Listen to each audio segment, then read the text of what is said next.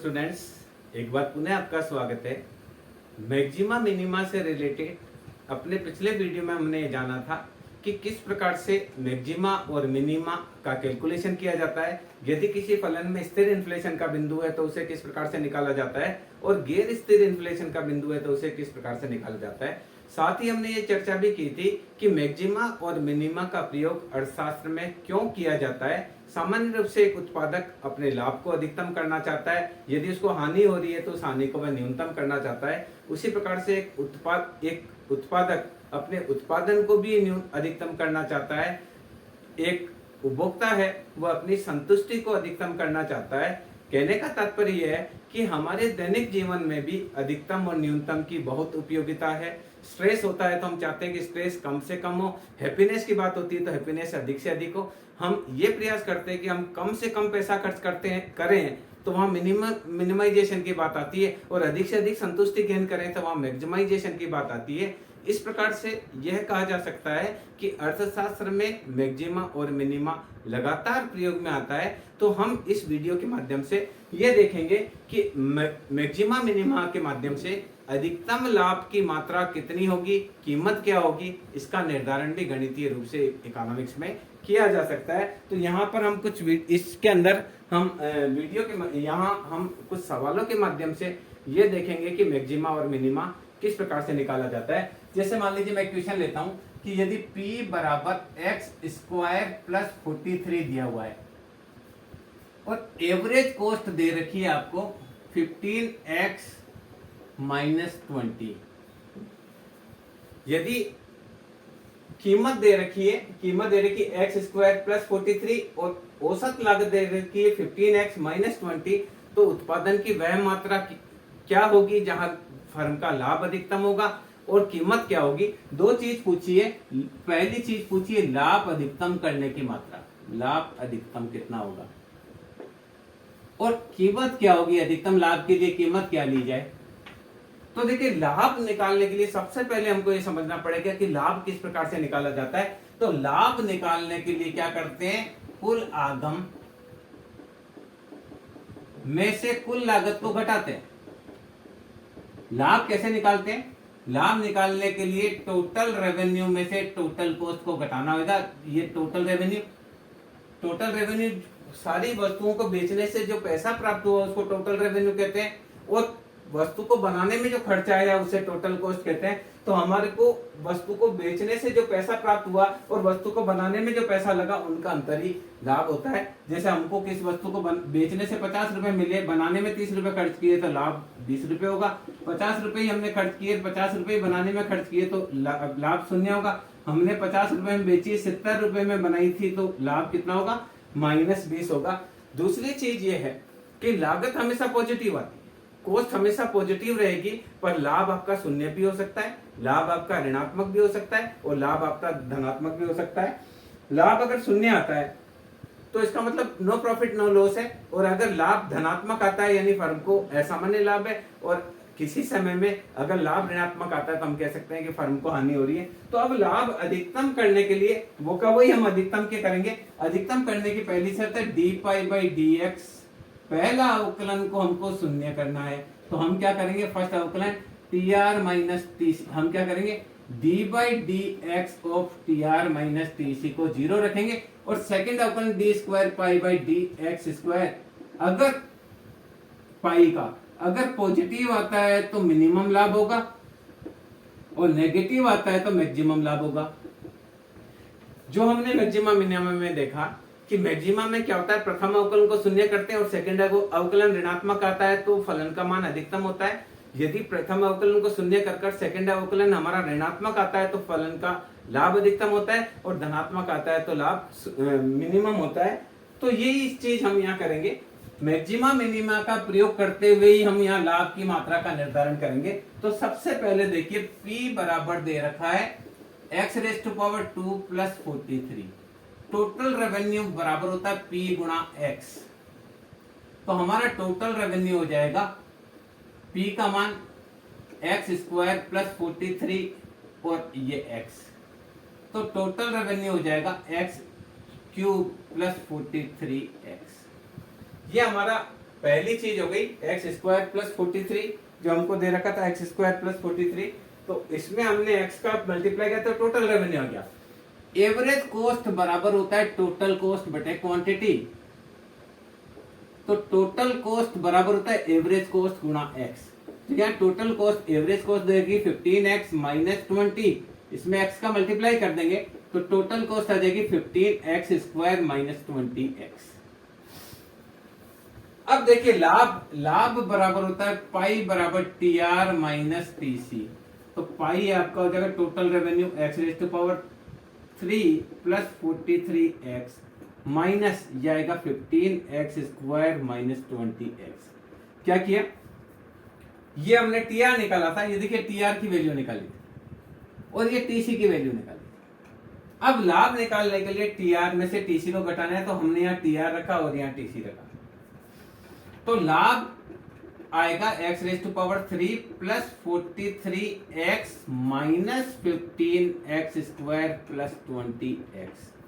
तो लाभ ये आ गया x raise to power 3 plus 60 minus 15x square plus 63x, ये लाभ का फलन आया।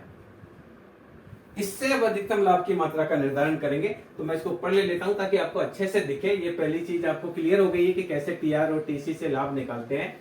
तो अब आप देखिए, अब देखिए लाभ पाई बराबर हमारे पास आ गया x raise to power 3 minus 15x square plus 63x, ये का यही मैंने यहां नीचे से उतार दिया। अब देखिए, अब ये हमारे पास समीकरण बन गया। अब लाभ की मात्रा को अधिकतम करना है तो पहला अवकलन इसका शून्य करना पड़ेगा और सेकंड अवकलन को ऋणात्मक जहां होगा वहां लाभ होगा। ये हम पहले से मैक्सिमा मिनिमा वाले चैप्टर में पढ़ चुके हैं। तो हम पहला अवकलन करेंगे D pi by D x, x के सापेक्ष अवकलन करेंगे, घात आ गया, ये घात में से एक घटाया, यहाँ 15x स्क्वायर का घात आ गया, ये घात में से एक घटाया, और 63x का 63। पहले अवकलन को क्या करना है, शून्य के बराबर रखना है। तो ये आया 3x square minus 30x plus 63 equal to 0। तो 3 कॉमन ले लेते हैं, x square minus 10x plus 63 equal to 0। तो इस 3 उधर जाकर 0 हो जाएगा, तो हमारा D pi by D x क्या हो गया, x square minus 10x plus, sorry यहाँ 21 आएगा, ये आ गया पहला अवकलन आया x square minus 10x plus 21। अब इसके फैक्टर्स करते हैं, तो x square minus 7x minus 3x, 10x को ऐसा रख दिया कि मल्टीप्लाई में 7 और 3 10 और 7 3 जा 21। x कॉमन लिया, x माइनस 7 माइनस 3 कॉमन लिया, x माइनस 7 इजिकल टू 0। दोनों में से x माइनस 7 कॉमन लिया तो आया x माइनस 3 इजिकल टू 0। अब देखिए, या तो ये 0 है इसलिए पूरा 0 हुआ, या ये 0 है इसलिए पूरा 0 हुआ। तो मैं x माइनस 7 को 0 करता हूं तो x का मान आ जाएगा 7, और x माइनस 3 को 0 रखता हूं तो x का मान आ जाएगा 3।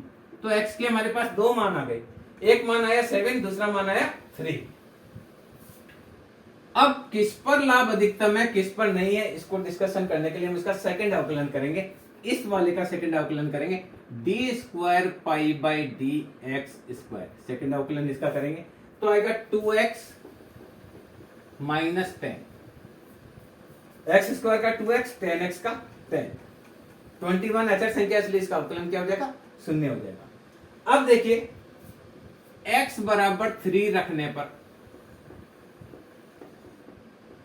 यह आ जाएगा 2 multiply 3 minus 10 that is 6 minus 10 that is minus 4 negative, अतः x बराबर 3 पर लाभ अधिकतम होगा।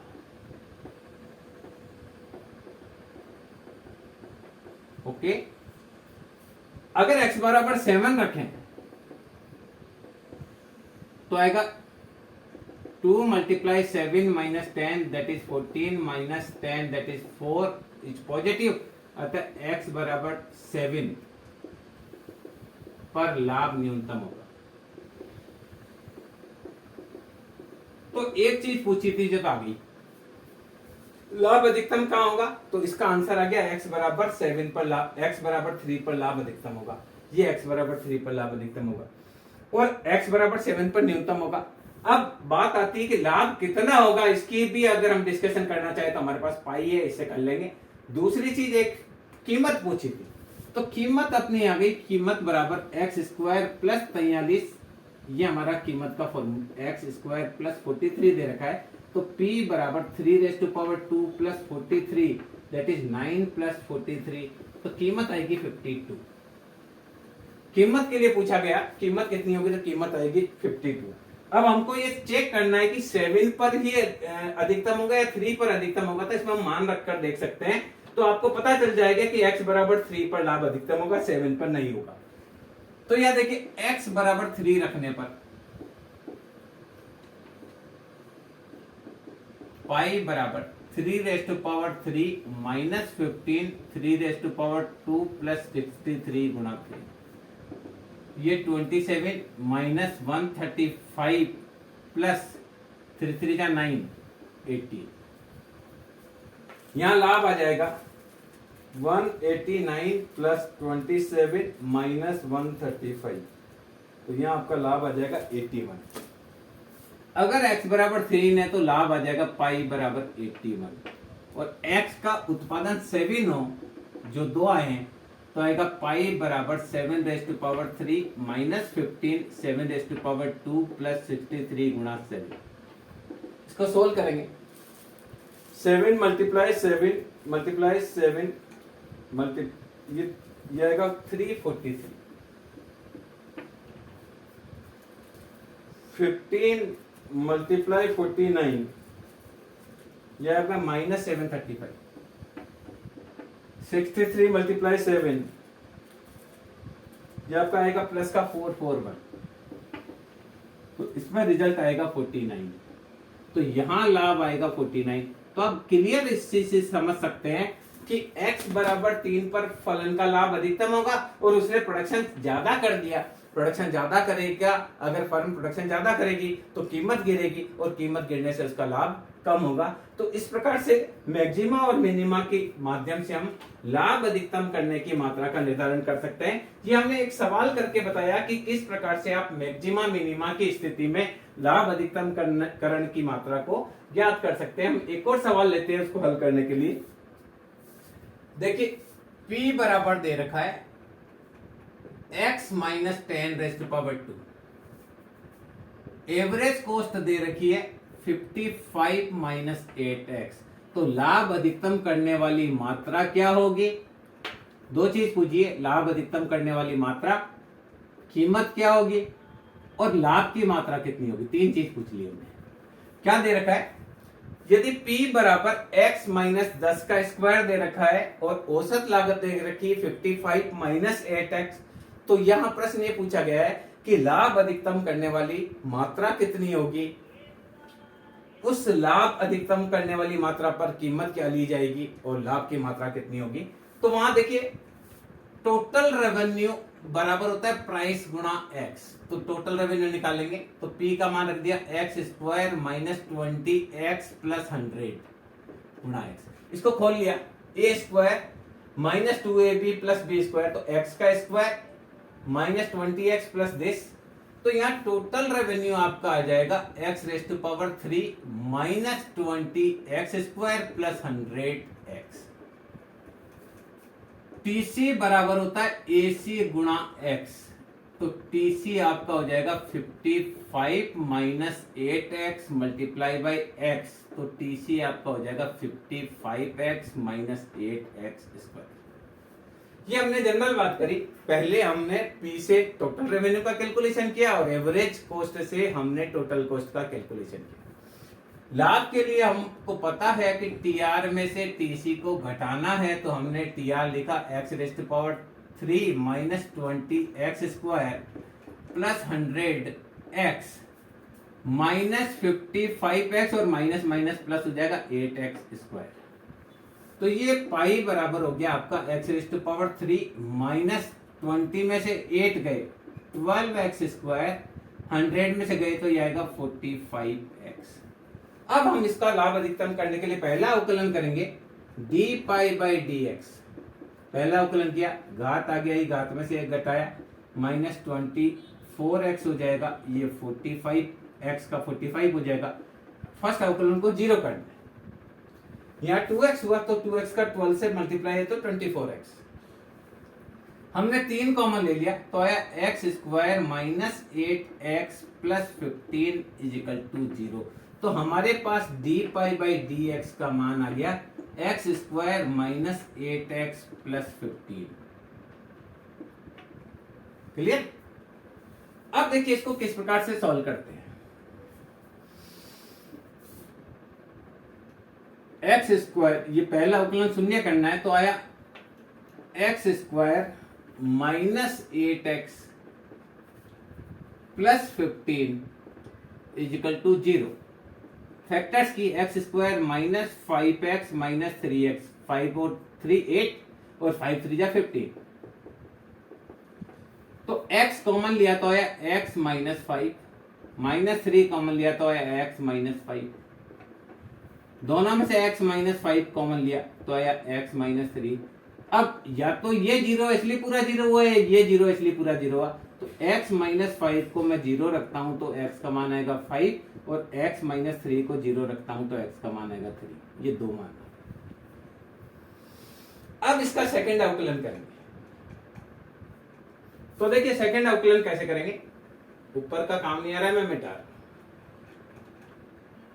ये D pi by D x हमको चाहिएगा सेकंड अवकलन के लिए, तो इसको रख देते हैं। फिर वापस लाभ की मात्रा का निर्धारण करने के लिए वापस कैलकुलेशन करनी पड़ेगी। D pi by D X हमारा है X square minus 8x plus 15 is equal to 0। अब देखिए D square pi by D X square second अवकलन किया तो आएगा 2x माइनस 8। x बराबर में 5 रखूं तो आएगा 2 multiply 5 minus 8 that is 10 minus 8 that is 2 positive. अतः x बराबर 5 पर लाभ न्यूनतम होगा।